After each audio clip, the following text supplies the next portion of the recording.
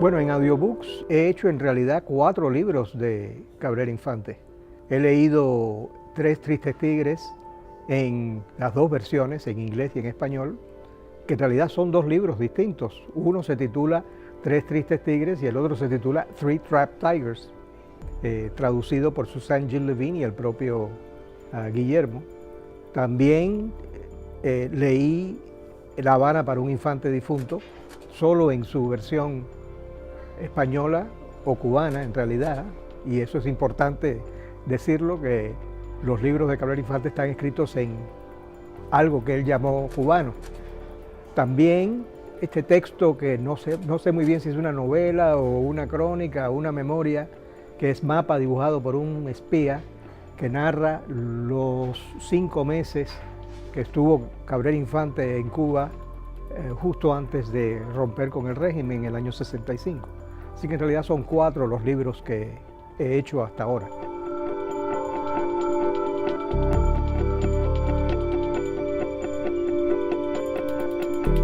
Un audiolibro es sencillamente el libro narrado por alguien, esperemos bien narrado o bien pronunciado, que sea también fiel al origen de lo que es el libro, es decir, si es un libro que tiene que ver con un narrador chileno, esperemos que no sea un argentino el que lo lea, o un cubano por un español, o viceversa.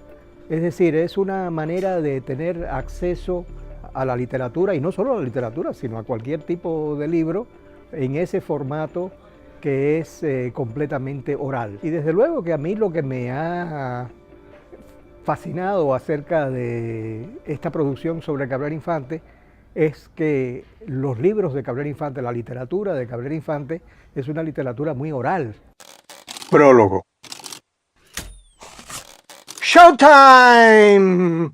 Señoras y señores, ladies and gentlemen, muy buenas noches, damas y caballeros, tengan todos ustedes. Good evening, ladies and gentlemen. Tropicana, el cabaret más fabuloso del mundo. Tropicana, the most fabulous nightclub in the world, presents su nuevo espectáculo, its new show. El propio Tres Tristes Tigres está escrito en cubano, lo dice el libro al principio, y por tanto había un gran reto, no solamente leerlo en cubano, sino leerlo en los diferentes registros del cubano. No todos los cubanos hablamos de la misma manera.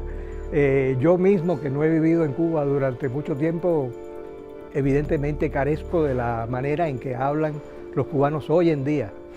Pero sí creo que tengo suficiente conocimiento acerca de el habla del cubano. Creo que hay alrededor de 18 diferentes personajes en todo el libro. Y claro, una de las cosas que yo tuve que enfrentar es cómo hacer todas estas voces y que fuesen suficientemente distintas las unas de las otras. Ella cantaba boleros. La vida es un caos concéntrico. No sé. Yo solamente sé que mi vida era un caos nocturno con un solo centro, que era Las Vegas, y en el centro del centro un vaso con ron y agua, o ron y hielo, o ron y soda. Y allí estaba desde las 12, que llegué cuando se acababa el primer show, y este maestro de ceremonias despedía al público amable y distinguido, mientras lo invitaba a quedarse para el segundo y último show de la noche, y la orquesta estaba tocando el tema musical con un aire de fanfarria nostálgica, de charanga de circo que cambia el un pa por un 2x4 por un 6x8, de banda rítmica que ensaya una melodía. Ese sonido de orquesta de cabaret malo cubano, que quiere parecer Costelanes a todo trance y que deprime más que saber que ya estoy hablando como Cué y como Eribó y como los otros 6 millones de habitantes de esta isla de músicos solistas que se llama Cuba.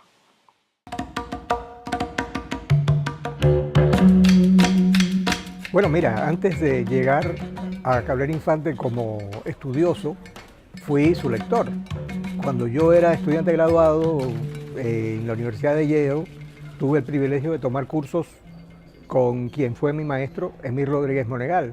Y Emil Rodríguez Monegal fue, digamos, uno de los que descubre a Cabrera Infante junto con muchísimos otros escritores del boom. Eso desde luego para mí fue un gran descubrimiento. Un muchacho de 22 años que había salido de Cuba y que de pronto descubre este maravilloso universo literario que es el de Cabrera Infante, acerca del habla de Cuba, La Habana de los años 50, la vida nocturna, etcétera, etcétera. Pero en realidad cuando empecé a trabajar a Cabrera Infante, ya yo era profesor, tenía mi cátedra y había leído bastante de la obra de Cabrera Infante. Empecé visitándolo en Londres junto con mi esposa, Nivia Montenegro, que también es una gran lectora suya, y en unas conversaciones que tuvimos se nos ocurrió que sería muy bueno hacer una edición de Tres Tristes Tigres que no existía. Él inmediatamente estuvo muy de acuerdo, también Miriam Gómez, su esposa, y nos pusimos a trabajar desde entonces.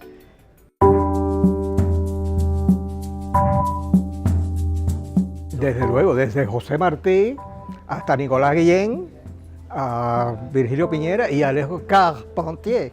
Así que entonces, evidentemente eso fue un gran reto que además fue una gran irreverencia y gran diversión, porque me divertí muchísimo haciendo de todos estos escritores y tratando de imaginarme cómo ellos habrían narrado la muerte de Trotsky en su típico estilo o en su típica voz, en realidad.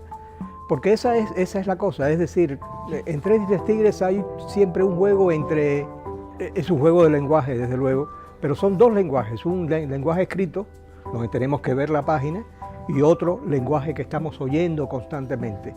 Eso para mí fue no solamente un reto, sino un gran aprendizaje.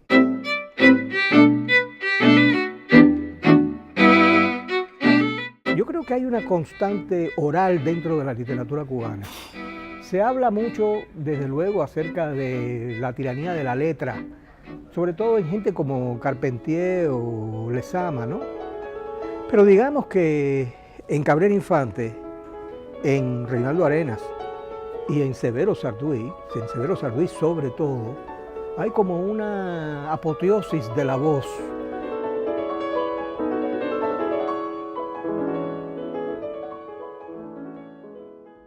Me encantaría, por ejemplo, poder realizar no solo la obra de Reinaldo Arenas, y estoy en trámites precisamente para realizar una serie de textos suyos, sino también del propio Sarduy.